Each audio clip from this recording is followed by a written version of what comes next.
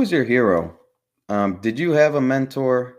And if so, you know, obviously we meet a lot of people in our lives that have a impact on us. So if you have a hero, who is it and why? I mean, I probably should discount, my dad was my hero. I mean, I was the oldest born son. He was 23 when I was born. My mom was 20. So they're a young couple. Um, you know, he was young and he remained a young man until he was very old. And then he fell apart when he was like 80, in his 80s, and he died last month. But there's nobody that was more so than that. And then my mom had three brothers that were college football players, and one of them was only 10 years older than me. And so, I mean, when I was like 11 years old, I went to see him play college football, and then he became a head coach and was very successful.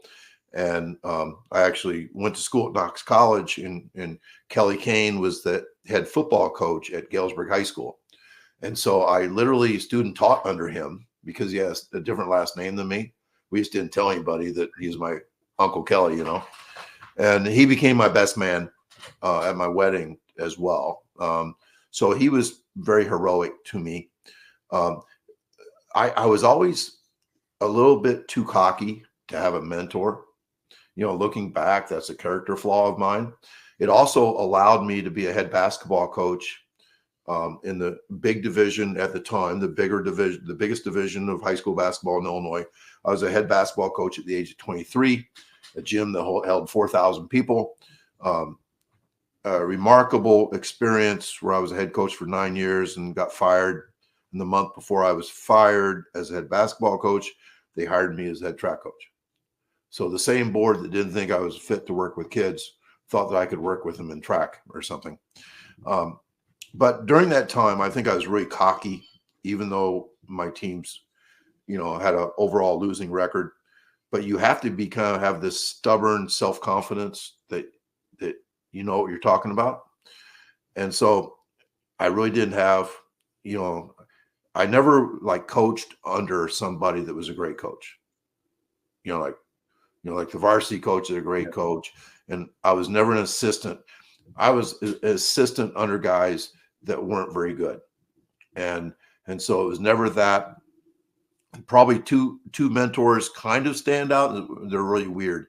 One was Bob Knight, the legendary coach at Indiana. He was a tremendous teacher of coaches. And I went to his coaching academy for a 4-day thing. We stayed in the dorms and we took notes 8 hours a day at the Assembly Hall in Bloomington. And, I remember he said, come watch practices. And so I would visit practices. It was about a 3-hour drive for us. And I would visit practices and hang on every word he said. And he was a great, great coach back in the 80s. He definitely lost it later.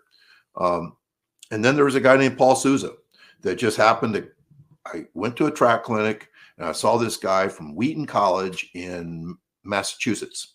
And he's a former 7'4" high jumper at Penn State, but he was coaching D3, non-scholarship. And he owned the room as a speaker. And I thought, I'd really like to do that someday. I'd really like to do what he's doing. And I'd never thought about that before.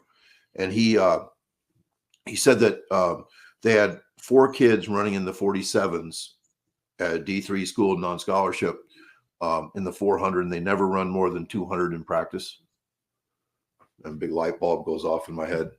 We are never running another 300 or 400 or 500 or 600 ever again in practice, period. And then he also said, isn't it funny, you get on the bus and there's those big throwers and those skinny distance guys. And then you got the cats. Yeah. And I think somewhere in my brain, it said, I need to feed those cats. Yeah. So and it was weird in 1999. That was like when we finally had computers in our classrooms and they were hooked up to this thing called the internet, and we had emails. And so I would send him an email and he'd answer every damn one of them. Wow. well. He would answer them well. So in a way, he really set me going in the direction I'm going now. Paul Sousa. It's interesting. He got out of coaching and became the lead singer of a rock band. He was that Oh, I kind of guy. Paul Sousa. Yeah, he became a lead singer for a rock band. And so, yeah, I think looking back, Paul Sousa was a huge influence on me. And I was only in the same room with him for an hour in my entire life. Wow. But, you know, our life can change Yeah. Yep. in an hour. Absolutely. Yeah. It really can. And I think the fact that he would answer every stupid question I had in an email probably led me to living a life where I don't know how many emails I've answered. It might be up in the 50 to 100,000 range.